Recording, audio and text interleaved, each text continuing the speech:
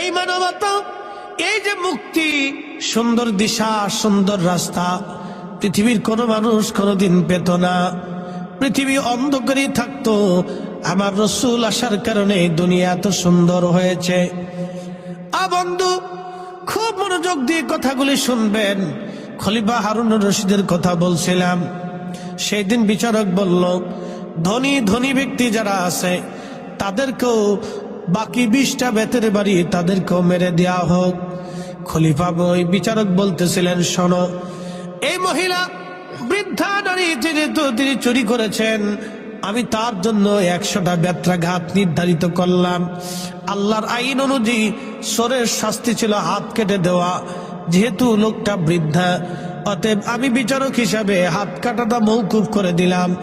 100 বেত্রাঘাত নির্ধারিত করলাম। এই 100 বেতের বাড়ির মধ্যে 20টা বেতের বাড়ি খলিফার জন্য নিযুক্ত করা হলো। বাকি 80টা বেতের বাড়ি এই যে শহরের নগরের যিনি প্রধান আছেন, পুলিশ প্রধান আছেন, খাদ্য অধিদপ্তরের যিনি প্রধান আছেন, এবং শহরের ধনী ধনী ব্যক্তি যারা আছেন তাদের জন্য বাকি 20টা বেতের বাড়ি নিযুক্ত করলাম। কারণ ধনীরা যদি গরিব মানুষের বাড়ি খোঁজ নিয়ে রাত্রিবেলা খাবার খাইতো, তাহলে এই বুড়িমার চুরি করা লাগে না। ধনীরাও সমানভাবে অপরাধী। একবার জোরে বলা যাবে কি আল্লাহু আকবার? আচ্ছা, আপনাদেরকে বলি, মসজিদে কি কোনো বৈষম্য আছে? প্রথমে যে আসবে সেই দাঁড়াবে, কথা ঠিক কিনা? যদি মসজিদের মুতল্লি এসে কাউকে সামনে থেকে পিছনে সরায় দেয়, তাহলে বুঝতে হবে যে মুতল্লি হকের উপরে নাই, ঠিক কিনা? তবে হ্যাঁ, কেউ যদি মুতল্লি মহোদয়কে সম্মান করার জন্য তার জায়গা ছেড়ে দিয়ে ওনাকে জায়গা দেয়, সেটা ভিন্ন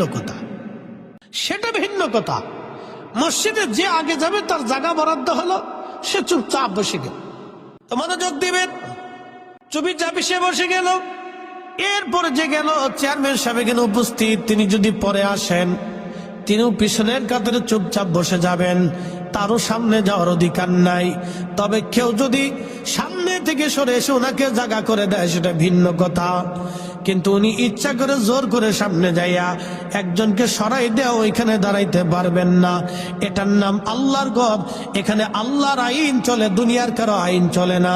কথা বলেন ঠিক কিনা? তাহলে ইসলামে কি কোনো বৈষম্য আছে? সব সমান।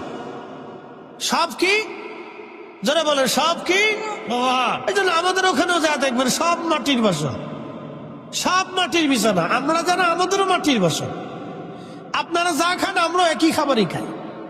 প্রিয় উপস্থিতি, সবার জন্যই সমান।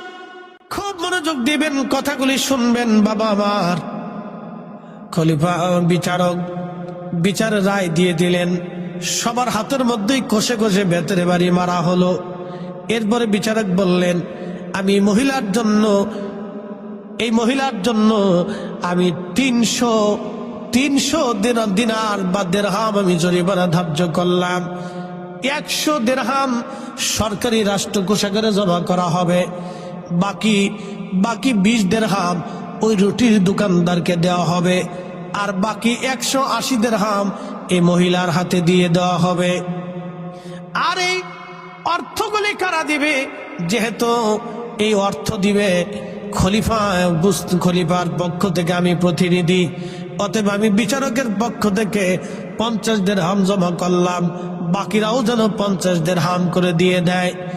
অর্থ মন্ত্রণালয় দুঃখিত, যিনি নগর প্রধান তিনি 50 দিলেন। এরপরে পুলিশ প্রধান 50 দিলেন। এরপরে আপনার ওই যে কি বলে আপনার খাদ্য অধিদপ্তর 50 দিলেন। ধনীরা কিছু কিছু দিয়ে 300 দেরহাম হয়ে গেল। 100 দেরহাম রাষ্ট্রীয় কোষাগারে জমা হয়ে গেল। আর 20 দিরহাম রুটির দোকানদারকে দিয়ে দেওয়া হলো। আর 180 দিরহাম নিজের কাছে, মহিলার কাছে দিয়ে বললেন, বুড়িমা, আপনি যেহেতু বুড়ি, এতিম বাচ্চা নিয়ে থাকেন, আপনার এই এতিম বাচ্চাদেরকে নিয়ে 180 দিরহাম নিয়ে আপনি খাবেন। আর 1 মাসের মধ্যে আপনি খলিফা হারুনুর রশিদের রাজ দরবারে যাবেন। ওনার রাজ দরবারে গেলে খেলাফতের খলিফা রাজ দরবারে সবার সামনে আপনার কাছে ক্ষমা চাইতে বাধ্য হবে। একবার জোরে বলা যাবে কি আল্লাহু আকবার? এবার এই মহিলা বিচার দেখেন, কি চমৎকার বিচার ছিল সেই দিন। তার স্ত্রী জুবাইদা নহরে জুবাইদা বানিয়ে দিছে, কাবাতে এখনো সেটা আছে। তো খলিফাতুল মুসলিমিন হারুন রশিদ রাজ দরবারে, মহিলা ধীরে ধীরে 1 মাস পরে সুদূর সিরিয়ার আলেপ্পো থেকে ইরাকের বাগদাদে আসছে। সেই দিন প্রায় বহুদিন সফর করে সে ইরাকের বাগদাদে আসছে, খলিফার সাথে দেখা করবে, খলিফা তার কাছে ক্ষমা চাবে। একসাথে বলবেন মারহাবা। আর আমরা ক্ষমা কি জিনিস এটা ভুলেই গেছি, ঠিক কিনা? ওরা ভুলে গেছি। ওই মহিলা ধীরে ধীরে ধীরে ধীরে তিনি খেলাফতের রাজ দরবারের ভিতরে ঢুকতেছিলেন। আল্লাহু আকবার। বিরাট বড় রাজ দরবার, খলিফার রাজ সিংহাসনে বসা, উনি খলিফার সামনে ধীরে ধীরে আসতেছেন। বৃদ্ধ মহিলাকে দেখে খলিফা তার আসন থেকে নেমে হেঁটে হেঁটে খলিফার সামনে আসলেন। হাজার হাজার মানুষ, দুই পাশে মন্ত্রী পরিষদ, জ্ঞানী গুণী আলেম ওলামা দাঁড়ানো। খলিফা রাজকোষ থেকে সিংহাসন থেকে নেমে হেঁটে হেঁটে মহিলার কাছে আসলো। মহিলার কাছে আসার পরে মহিলা খলিফার দিকে তাকে আশ্চর্য হলো। দেখতেছে সেই দিনের বিচারক, যেই দিন বিচার করেছিল সেই বিচারক অন্য কেউ না, সেই বিচারক আজকে তার সামনে যে দাঁড়িয়ে আছে ইনি মুসলিম মিল্লাতের খলিফা হারুন রশিদ। একবার জোরে বলা যাবে কি আল্লাহু আকবার। তেলের গাড়ি তেলে চলি,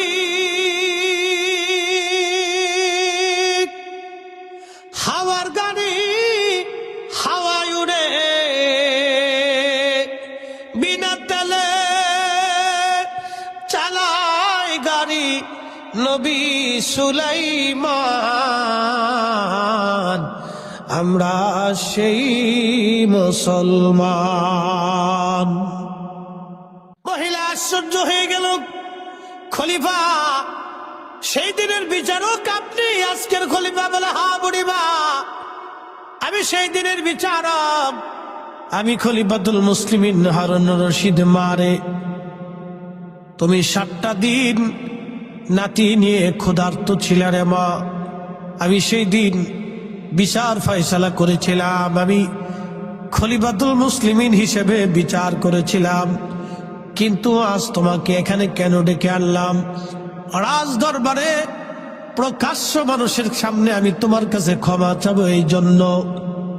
বুড়িমারে, আমি এই মিল্লাতের খলিফা, আমি মুসলিম মিল্লাতের খলিফা, পৃথিবীর বিরাট সাম্রাজ্যের মালিক আমি বুড়িমা। কিন্তু কিয়ামতের ময়দানে আল্লাহর আদালত বসবে, আল্লাহর আদালতে আমি সেই দিন আসামি হয়ে যাব। যদিও আমি বিরাট মিল্লাতের খলিফা, বিরাট সাম্রাজ্যের খলিফা, কিন্তু আমার মহান মালিক আল্লাহর আদালতে আমি কিছুই না, আমি সেই দিন আসামি হয়ে যাব। তুমি বুড়িমা কিয়ামতের ময়দানে যদি আল্লাহর আদালতে বিচার ডাক দাও যে আল্লাহ আমি 7 দিন ক্ষুধার্ত ছিলাম, আমার এতিম নাতি সন্তানরা ক্ষুধার্ত ছিল, আল্লাহ রাষ্ট্রের খলিফা হারুন রশিদ এত বড় খলিফা হওয়া সত্ত্বেও সে আমার ক্ষুধার দিকে তাকায় নাই, আমার দরিদ্রতার দিকে তাকায় নাই, আমার এতিম নাতি সন্তানরা ক্ষুধার্ত ছিল, আমার খলিফা আমার ঘরে খাবার পৌঁছায় নাই।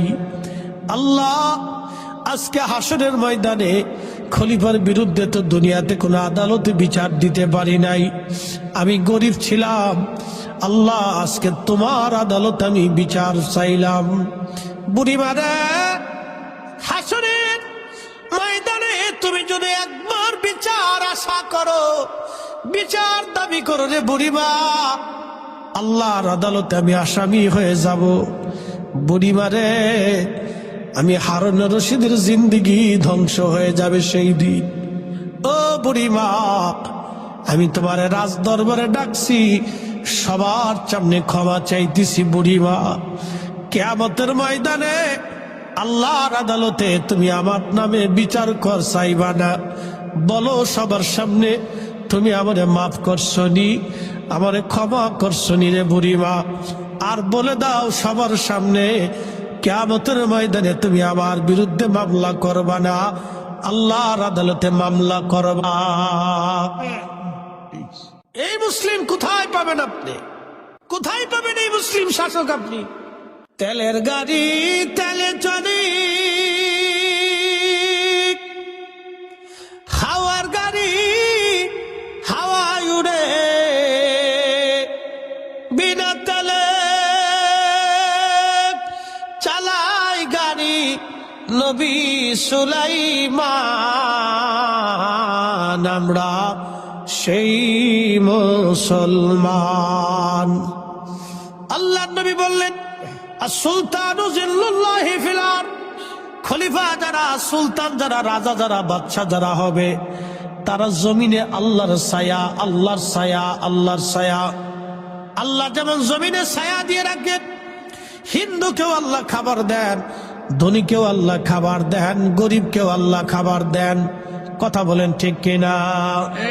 ধনীকেও আল্লাহ খাবার দেন, গরিবরেও আল্লাহ খাবার দেন, হিন্দুরেও আল্লাহ খাবার দেন, বৌদ্ধরেও আল্লাহ দেন, খ্রিস্টানরেও আল্লাহ দেন, অন্ধরেও আল্লাহ দেন, চোরেরও আল্লাহ দেন, ডাকাতরেও আল্লাহ দেন, সবাইকে আল্লাহ খাবার দেন।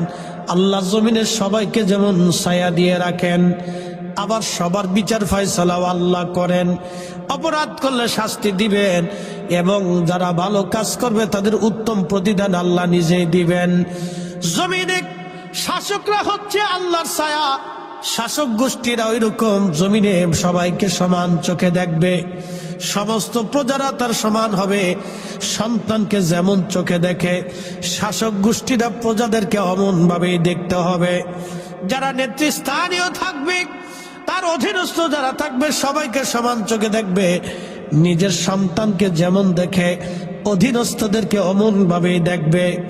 আল্লাহ নবী বললেন, শাসকরা যদি প্রজাদেরকে ওই রকম চোখে দেখে, তাহলে বুঝবা সে অরিজিনাল শাসক। আর সুলতানু জিল্লুল্লাহি ফিল আরদ, সে আল্লাহর দেওয়া আমানত ঠিক মতো আদায় করবে। আর যদি ঠিক মতো সে তার দায়িত্ব পালন না করে, তাহলে আল্লাহর দেওয়া আমানত সে পালন করবে না, আদায় করবে না। একটু দুরূদ শরীফ পড়েন, আল্লাহুম্মা সাল্লি আলা মুহাম্মাদ ওয়া আলা আলি সাইয়্যিদিনা। লা ইলাহা ইল্লাল্লাহ, লা ইলাহা লা ইলাহা ইল্লাল্লাহ। ভিতরে নে বসো। আসমি রব্বি জাল্লাল্লাহ, মা ফি কলবি গায়রুল। আহা নূর মুহাম্মদ, বলি নূর মুহাম্মদ, লা ইলাহা ইল্লাল্লাহ, লা ইলাহা ইল্লাল্লাহ, লা ইলাহা ইল্লাল্লাহ, মুহাম্মাদুর রাসূলুল্লাহ। বন্ধুগণ, কুরআনুল কারীমে আমার আল্লাহ বলেন, ইন্নাল্লাহা ইয়ামুরু বিল আদলি ওয়াল ইহসান। আল্লাহু আকবার। আমি আল্লাহ তোমাদেরকে নির্দেশ প্রদান করলাম, দুনিয়াতে তোমরা ন্যায় করবা, অন্যায় করবা না। এরপরে আমার আল্লাহ পাক বলতেছেন, শোনো, ওয়া ইতাইদিল কুরবা ওয়া ইয়ানহা আনিল ফাহশাই ওয়াল মুনকার। হে বান্দা, দুনিয়াতে তুমি মানুষকে ইহসান করবা, দয়া করবা। একসাথে বলবেন আল্লাহু আকবার, আল্লাহু আকবার। মানুষকে কি করবা?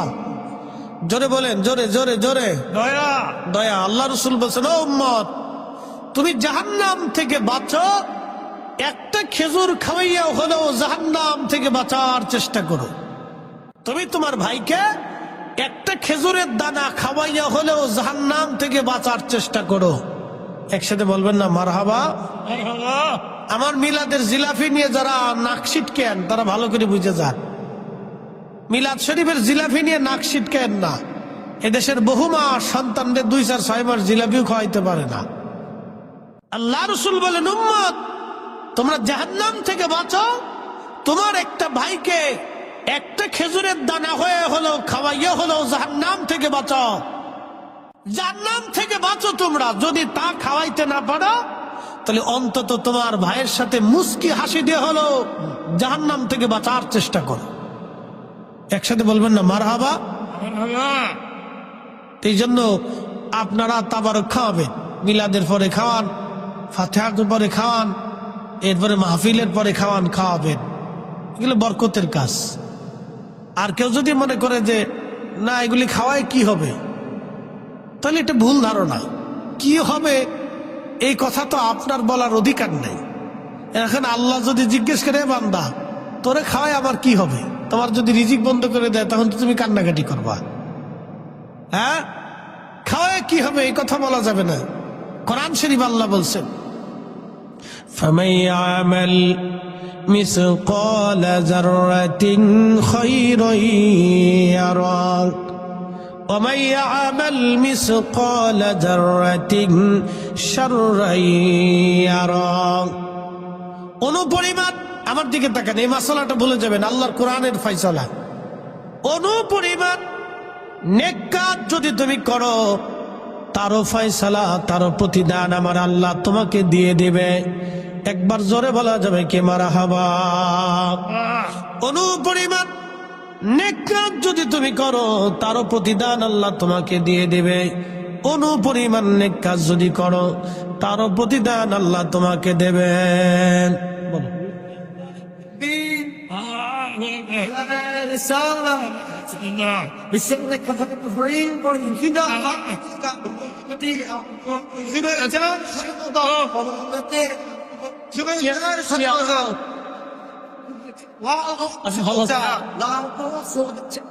কমিটির পক্ষ থেকে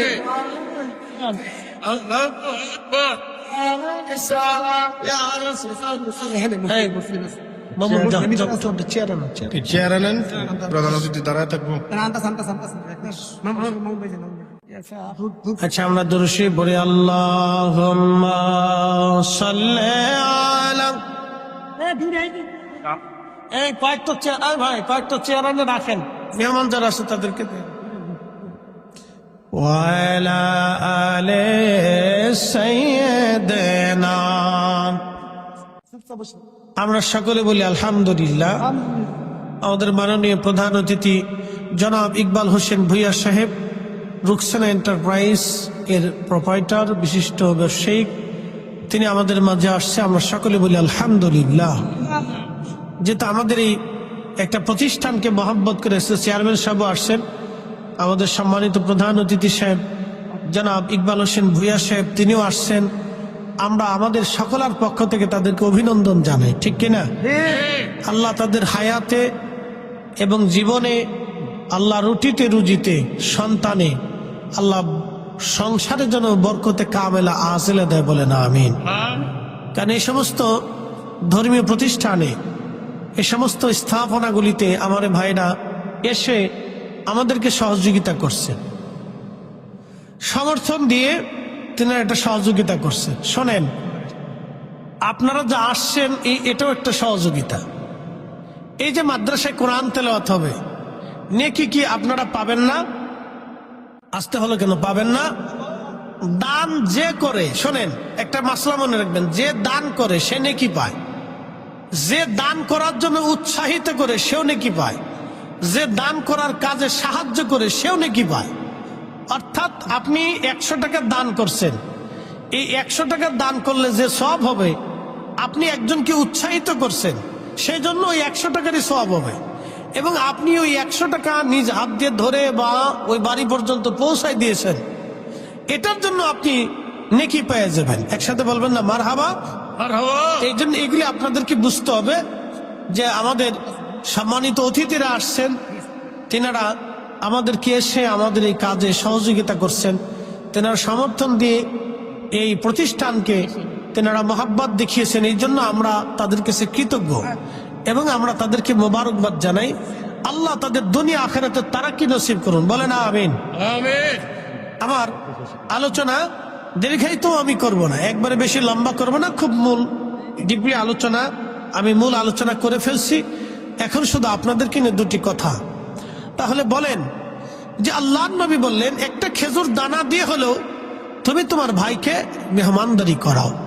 একসাথে বলবেন না মারহাবা। মারহাবা।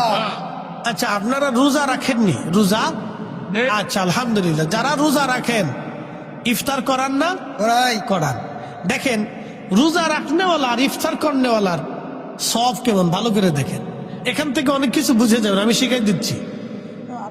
প্রিয় উপস্থিতি, রোজা রাখলেন, ইফতার করাবেন। আল্লাহ নবী বলেন উম্মতে তোমার ভাইকে তোমরা ইফতার করাও। সাহাবীরা বলেন ইয়া রাসূলুল্লাহ, ইফতার করানোর মতো সবার তো সামর্থ্য নাই। নবীজি বললেন একটা খেজুর দানা খাওয়াইয়া হলেও ইফতার করাও। সাহাবীরা বলেন ইয়া রাসূলুল্লাহ, একটা খেজুর খাওয়ানোর সামর্থ্য অনেকের নাই। নবীজি বললেন তাহলে এক পেয়ালা দুধ দিয়ে হলে ইফতার করাও। সাহাবীরা বলেন হুজুর, এক পেয়ালা দুধ দিয়ে ইফতার করানোর মতো সামর্থ্য অনেকের নাই। নবীজি বললেন সাহাবীরা রে, তাহলে এক পেয়ালা পানি দিয়ে হলেও ইফতার করাও। তারপরও যারে ইফতার করাইবা, যে কয়জনকে ইফতার করাইবা, একজন রোজাদারকে ইফতার করাইলে এক পেয়ালা পানি দিয়ে হলেও যদি তুমি ইফতার করাও, তাহলে আমার আল্লাহ তোমার আমলনামায় একটা কবুল রোজার সওয়াব লিখে দেবে। এখান থেকে খাওয়ানোর মর্তবা বুঝে যাবেন যে মানুষকে খাওয়াইলে আল্লাহ মাহরুম করে না। একজন রোজাদারকে এক পেয়ালা পানি খাওয়াইছেন, তাতে আপনার একটা কবুল রোজার সব হয়ে যাবে। তার রোজা হোক বা না হোক, আপনারটাও হোক বা না হোক, কিন্তু ইফতার করানোর কারণে কবুল রোজার সব পাবেন। একসাথে বললেন আল্লাহু আকবার। আল্লাহু আকবার। আবার ভাইবেন না যে আমি রোজা রাখবো না কিন্তু সারা বছর ইফতার করাবো, এই চিন্তা করেন না। কারণ রোজা যদি না রাখেন তাহলে ফরজ তরকের একটা কঠিন শাস্তি আছে, এই শাস্তি আপনাকে আবার পেতে হবে। এই জন্য নিজে রোজা রাখবেন, রোজাদারকে ইফতার করাবেন। তো আল্লাহ নবীর সাহাবীরা বলতেছেন ইয়া রাসূলুল্লাহ, তাহলে এক পেয়ালা পানি পান করানো যায়?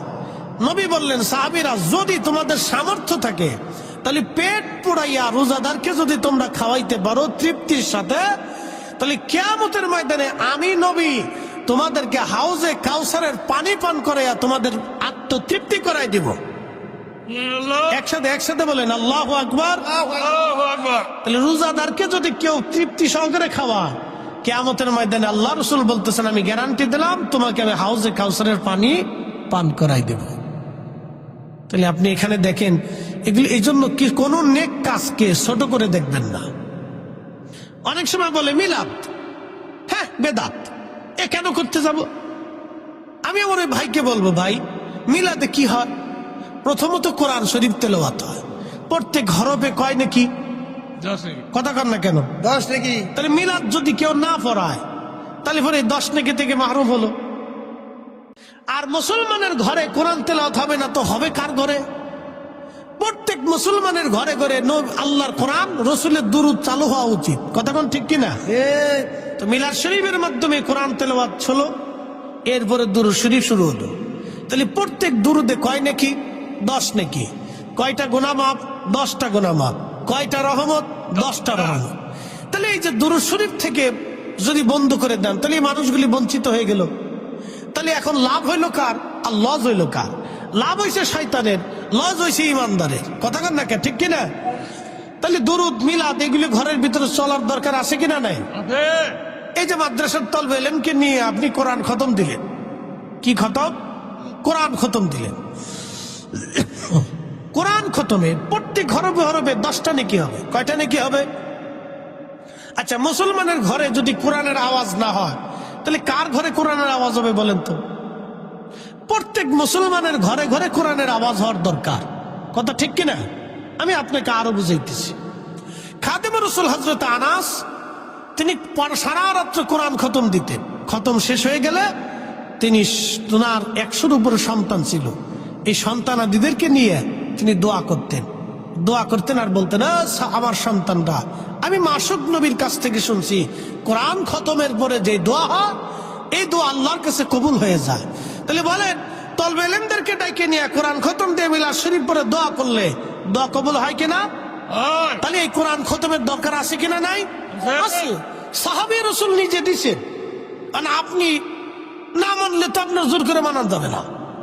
খাদিমুর রাসূল নিজে কোরআন খতম দিতেন তার বাড়িতে, দিয়ে সন্তানাদি নাতিপুতি নিয়ে একসাথে দোয়া করতেন আর বলতেন, আমার মাসুকের কাছ থেকে শুনছি কোরআন খতমের পরে দোয়া করলে দোয়া কবুল হয়ে যায়।